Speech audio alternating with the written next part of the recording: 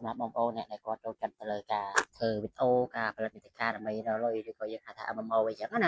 ាចឹងឯនេះបងប្អូនអាចមកចាប់ដើមរៀនធ្វើ Facebook ដើម្បីរកលុយជាមួយខ្ញុំមិនមែនបញ្ជាក់ខ្ញុំមិនមែនបានន័យថាខ្ញុំជោគជ័យឬក៏ខ្ញុំអស់ចាយនៅក្នុងវិស័យហ្នឹងទេតែដោយសារតែខ្ញុំប្រឡូកច្រើនចឹងខ្ញុំស្គាល់ក៏រៀងច្រើនដែរចឹងហើយឥឡូវនេះខ្ញុំក៏ដៃថ្មីដែរខ្ញុំក៏ទៅនឹងចាប់ដើមដែរចឹងណាចឹងហើយខ្ញុំក៏ធ្លាប់បានធ្វើជោគជ័យ page ពី3ដែរអញ្ចឹងបងប្អូនអញ្ចឹងគឺយើងអាចចែកម្លែកគ្នាបន្តទៅដើម្បីឲ្យយើងឆាប់ជោគជ័យទាំងអស់គ្នាអញ្ចឹងណាបងប្អូនបាទអញ្ចឹងគឺតកតងទៅនឹងការរកលុយក្នុង Facebook វាមិនអីជាពិបាកទេគាត់ថាវាមិនស្រួលអញ្ចឹងណាបងប្អូនអញ្ចឹងគឺដូចបងប្អូនបានដឹងអញ្ចឹងគឺនៅក្នុង Facebook នៅប្រទេសយើងគឺអត់ support ទេអញ្ចឹងគឺមានតែ page អញ្ចឹងសម្រាប់page បងប្អូនការបង្កើត page កើតអីបងប្អូនគឺថាបងប្អូនចេះទេអត់អញ្ចឹងបើសិនជាបងប្អូនអត់ចេះទេចាំវីដេអូក្រោយចាំខ្ញុំបង្ហាញនៅរបៀបបង្កើត page កើតអីចឹងណាចឹងតកតងទៅនឹងដើម្បីឲ្យយើងអាចរកលុយទៅលើ Facebook បានគឺបងប្អូនកុំជួលជ្រើមតាមគេទីមួយបងប្អូនត្រូវដឹងពីលក្ខខណ្ឌដឹងពីរបៀបរបបសិនមិនមែនថាគេ Facebook បានលុយ Facebook បានលុយយើងទៅធ្វើ Facebook ខ្ញុំផុស Facebook ផុសរូបផុសវីដេអូផុសអីហើយវាបានលុយភ្លាមៗទេបងប្អូនណាគឺបញ្ជាក់ដល់ហ្នឹងបងប្អូនណាចឹងការធ្វើ Facebook ក៏យើងតស៊ូអីដែរអញ្ចឹងណាមិនមែនចេះតែភ្លាមជោគជ័យភ្លាមទេអញ្ចឹងណាអញ្ចឹងបងប្អូនមាន page មានអីមកគឺទៅក្នុង page របស់យើងណាបងប្អូនណាអញ្ចឹងយើងចូលនៅក្នុង page របស់យើងមកហើយនេះ page នេះដែរគឺ page ខ្ញុំរកលុយបានដែរបងប្អូនណាគាត់ថាវាអត់បានទៅច្រើនបងប្អូនណានេះគឺ page នេះគឺខ្ញុំផុសតែពេលច្រើនហើយខ្ញុំផ្ដល់រូបភាពបងប្អូនរូបភាពអញ្ចឹងគឺសម្រាប់ខែនេះគឺខ្ញុំបាន$36ដែរអញ្ចឹងបងប្អូន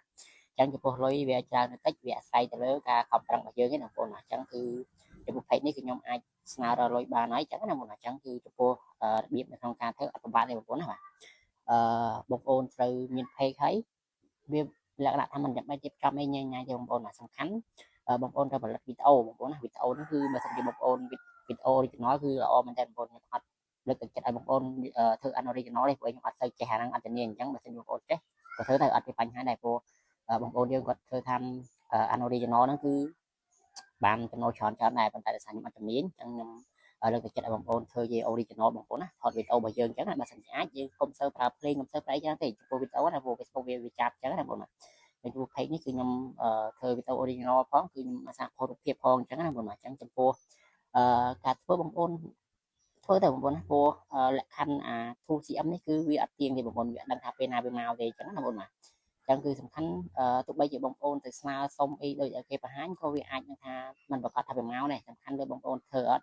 ហើយខ្ញុំបញ្ជាក់បងប្អូនបើសិនជាបងប្អូនចង់ធ្វើអាហ្នឹងបងប្អូនចង់ចាប់ដើមវិស័យហ្នឹងបងប្អូនមិនអាចចាំថាចូលលេខផ្ទះខ្ញុំផងចូលលេខផ្ទះខ្ញុំផងមិនអាចទេបងប្អូនមិនអាចទេអាហ្នឹងព្រោះជាធម្មតាបងប្អូនបើឥឡូវក៏យើងអត់បីដូចគ្នាយើងអាចចូលលេងចូលអីចឹងទៅបងតែបើចូលយូរទៅវាអាច spam អាចដូរ follow អីទៅវា spam ចឹងណាហើយចុះបើអ្នកល្បីយើងចូលទៅលេងផ្ទះគេអត់មកចូលលេងផ្ទះយើងផងចឹងណាចឹងមិនទេបងប្អូនសំខាន់បងប្អូនធ្វើវីដេអូទៅបងប្អូនធ្វើវីដេអូណាបងប្អូនរើស content នេះធ្វើវីដេអូទៅហើយបន្ទាប់មកលក្ខណៈថាគឺដែលយើងអាសាផុសទៅបងប្អូនណាមួយថ្ងៃផុសមួយពីរអញ្ចឹងទៅបងប្អូនណាផុសពីរបានផុសវីដេអូវែងក៏បានដែរបើសិនជាតាមបទពិសោធន៍របស់ខ្ញុំណាវីដេអូវែងផងវីដេអូខ្លីផងរូបភាពផងអាហ្នឹងវា 2cm ឆាប់បាន invite ហើយមួយទៀតចំពោះpage ពេលខ្លះទោះបីជាយើងមិនដែល admin បរទេសក៏វា invite ឲ្យបើយើងដែល admin បរទេសក៏វា invite ឲ្យអញ្ចឹងបងប្អូនអញ្ចឹងវាអត់ទៀងទេប៉ុន្តែបើសិនជាករណីថាបងប្អូនចង់ឲ្យវា invite លឿនអាហ្នឹងបងប្អូនដាក់ admin បរទេសទៅជាក់អត់មាន admin បរទេសទេអត់មានទេអញ្ចឹងគឺបងប្អូនតាក់ទងអ្នកស្គាល់អ្នកណាដែលស្គាល់បងប្អូនតាក់ទងសួរគាត់ទៅ admin បរទេសហ្នឹងហើយបងប្អូនតាក់ទងសួរគាត់ទៅហើយ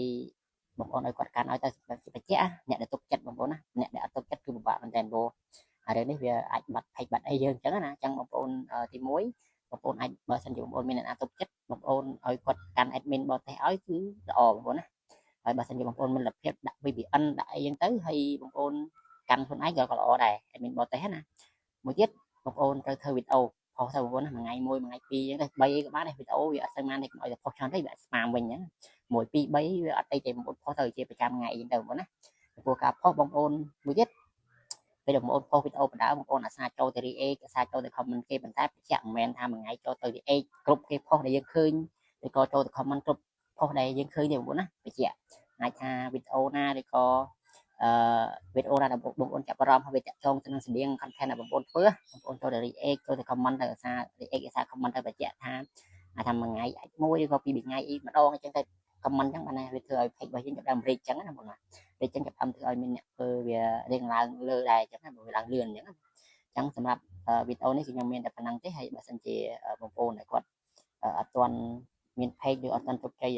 គេ invite page ឲ្យដល់លុយអាចទៅស្ដាប់ subscribe channel ហ្នឹងទៅដើម្បីយើងចាប់ដើមរៀនទាំងអស់គ្នាបងប្អូនរៀនពីទូទៅចឹងណាខ្ញុំក៏មិនមែនជាអ្នកធំបងប្អូនក៏មិនមែនជាអ្នកធំដែរយើងរៀនពីទូទៅទាំងអស់គ្នាចឹងណាបងប្អូនណាតែគឺយើងចាប់ដើមរៀនជាមួយគ្នាយើងចាប់ដើមផ្ដល់ជាមតិយោបល់ជាមួយគ្នាដោះដូរយោបល់គ្នាទៅវិញទៅមកចឹងណាដើម្បីលក្ខណៈថាយើងឆាប់ជោគជ័យបងប្អូនប៉ុន្តែគឺយើងកុំទៅដូរ follow កុំទៅដូរ like អីគ្នាប៉ុន្តែយើងផ្លាស់ដូរជាមតិយោបល់គ្នាវិញចឹងណាបងប្អូនចឹងគឺអរគុណច្រើនវីដេអូគឺមានតែប៉ុណ្្នឹងទេបាទ